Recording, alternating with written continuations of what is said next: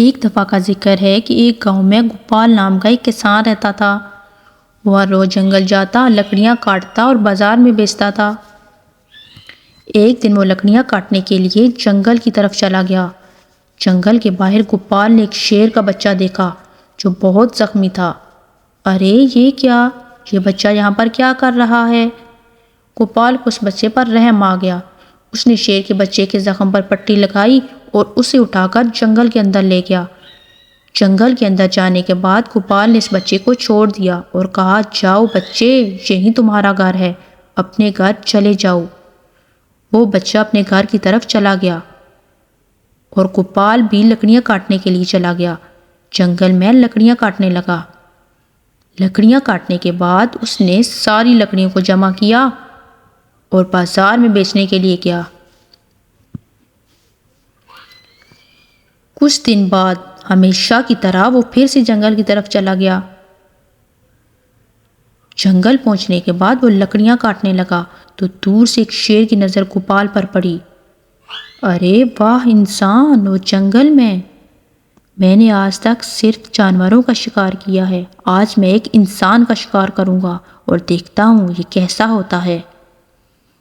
गोपाल आराम से अपना काम कर रहा था कि इतने में उसने शेर की आवाज़ सुनी।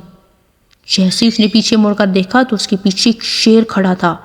गोपाल बहुत डर गया, लेकिन वो भाग भी नहीं सकता था। शेर ने कहा, आज वैसे भी मुझे कोई शिकार नहीं मिला, अब मैं तुम्हें खाऊंगा। मैंने सुना है कि इंसान का गोश्त बड़ा जायकेदार होता है। अरे शेर, मेहरबानी करके मुझे मत खाओ, मेरे छोटे छोटे बच्चे हैं। तुम तो शेर हो, तुम्हें तो वैसे भी कोई शिकार मिल जाएगा। गोपाल की बातों का शेर पर कोई असर नहीं हुआ। शेर गोपाल पर हमला करने ही वाला था कि वहां पर एक शेर का बच्चा आ गया। ये वही बच्चा था जिसको गोपाल ने बचाया था। इत्तेफाक से वो इसी शेर का बच्चा था।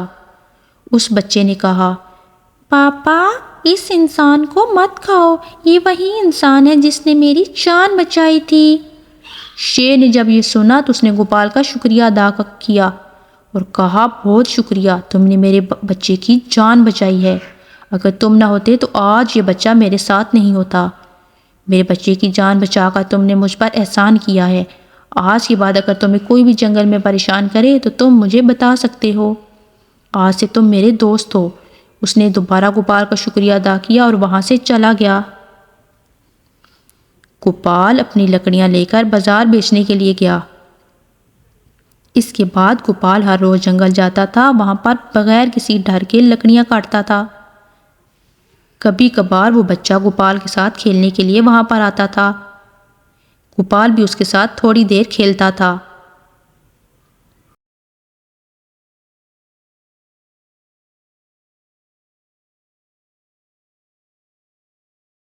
इस तरह वो अपनी ज़िंदगी हंसी खुशी गुजारने लगा।